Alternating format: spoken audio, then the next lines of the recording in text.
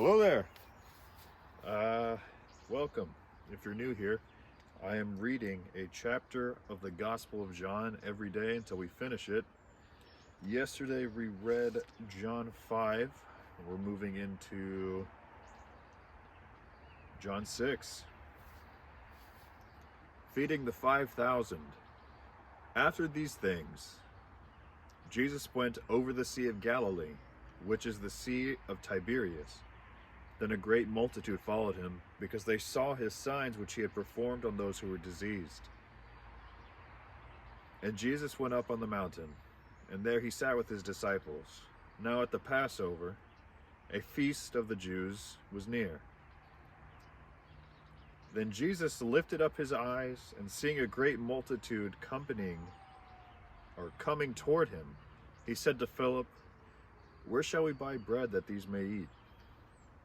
But this he said to test him, for he himself knew what he would do. And Philip answered, 200 denarii worth of bread is not sufficient for them, that every one of them may have a little. One of his disciples, Andrew, Simon Peter's brother, said to him, "There is a lad who has 5 barley loaves and 2 small fish, but what are they among so many?" Then Jesus said, "Make the people sit down." Now there was much place in the grass, so that the men sat down in a number of about 5,000. And Jesus took the loaves, and when he had given thanks, he distributed them to the disciples, and the disciples to those sitting down, and likewise the fish as much as they wanted. So when they were filled, he said to his disciples, "Gather up the fragments that remain, so that nothing is lost." Therefore they gathered them up and filled 12 baskets with the fragments of the 5 barley loaves, which were left over by those who had eaten. Then those men, when they had seen the sign that Jesus did, said, "This is truly the prophet who has come into the world." John 6:15, Jesus walks the sea. Therefore, when Jesus perceived that they were about to come and take him by force and make him king, he departed again to the mountain by himself alone. Now when the evening came, his disciples went down to the sea, got into the boat, and went over the sea toward Capernaum. And it was already dark, and Jesus had not come to them.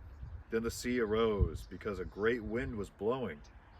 So when they had rowed about 3 or 4 miles, they saw Jesus walking on the sea and drawing near the boat. And they were afraid. But he said to them, "It is I. Do not be afraid." Then they willingly received him into the boat, and immediately the boat was at land where they were going. Kind of interesting. I don't know if that's teleportation or super speed, but the fact that it says, then they willingly received him, and immediately the boat was at the land where they were going. I'm kind of curious as to what that's all about. John 6:22, bread from heaven. On the following day, when the people who were standing on the other side of the sea saw that there was no other boat there except that one which his disciples had entered, and that Jesus had not entered. Jesus had not entered the boat with his disciples, but his disciples had gone away alone. However, other boats came from Tiberias, near the place where they had ate bread after the Lord had given thanks.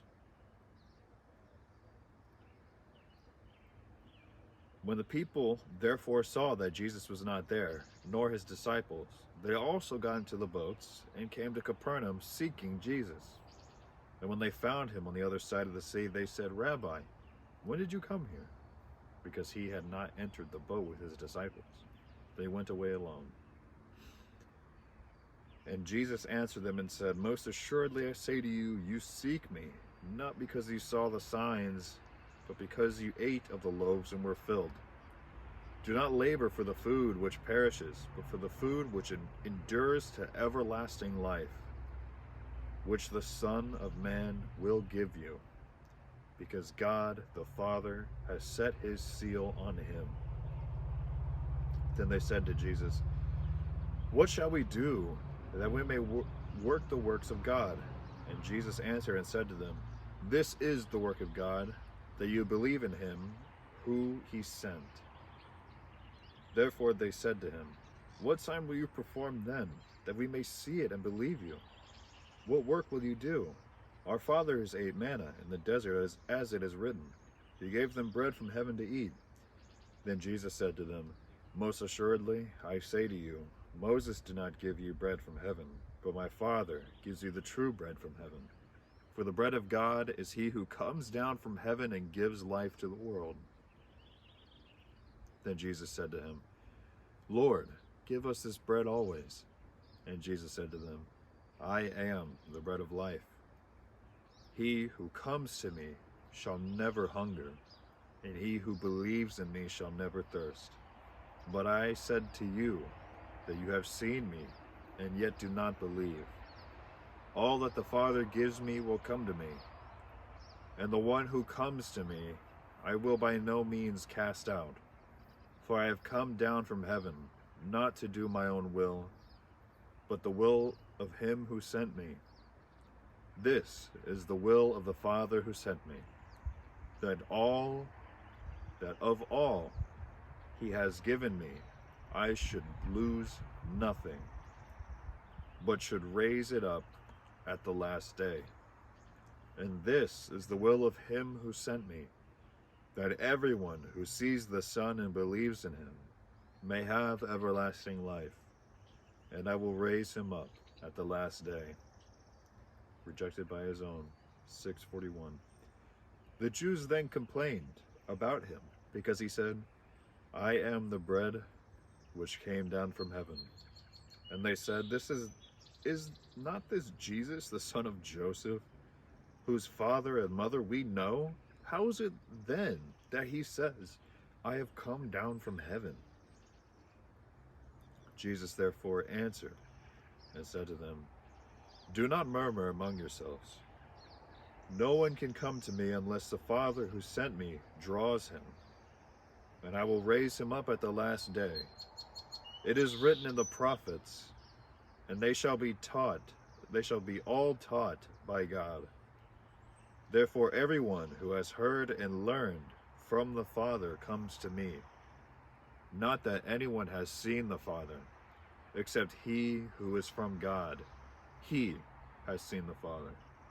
Most assuredly I say to you, he who believes in me has everlasting life. I am the bread of life. Your fathers ate the manna in the wilderness and are dead. This is the bread which comes down from heaven, that one may eat of and not die. I am the living bread, which came down from heaven. If anyone eats of this bread, he will live forever. And the bread that I shall give is my flesh, which I shall give for the life of the world. The Jews therefore quarreled among themselves, saying, How can this man give us his flesh to eat? Then Jesus said to him, Most assuredly I say to you, unless you eat the flesh of the Son of Man and drink his blood, you have no life in you. Whoever eats my flesh and drinks my blood has eternal life, and I will raise him up in the last day. For my flesh is food indeed, and my blood is drink indeed. He who eats my flesh and drinks my blood abides in me, and I in him. As the living Father sent me, and I live because of my Father, so he who feeds on me will live because of me. This is the bread which came down from heaven. Not as your fathers ate the manna and are dead. He who eats this bread will live forever. These things he said at the synagogue as he taught in Capernaum. John 6, verse 16. Many disciples turned away. Therefore, many of his disciples, when they heard this, said, This is a hard saying. Who can understand it? When Jesus knew in himself that his disciples complained about this, he said to them, Does this offend you? What then, if you should see the Son of Man ascend where he was before? It is the Spirit who gives life. The flesh profits nothing. The words that I speak to you are spirit, and they are life. But there are some of you who do not believe, for Jesus knew from the beginning who they were and who did not believe. I hope they're okay. And who would betray him?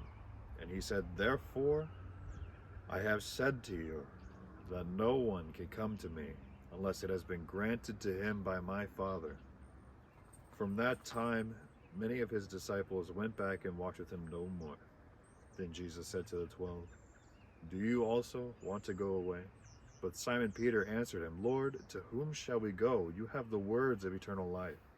Also, we have come to believe and know that you are the Christ, the Son of the living God. And Jesus answered them, did I not choose you, the 12, and one of you is a devil? He spoke of Judas Iscariot, the son of Simon, for it was he who would betray him, being one of the 12. That was John chapter 6. Thank you for listening in. And I was looking at some of the views. It's not about the views by any means whatsoever. However, it was really cool to see John chapter 2, 3, and 4 all had 15 views exact. And so if you are part of those 15 that come regularly to study the Word with us, thank you. We're getting there. 2 weeks left. We're starting John chapter 7. So after tomorrow, we'll have two weeks left because there are 21 chapters. So, like I said, 15 minutes a day, mark your calendars. And until then, we'll see you again.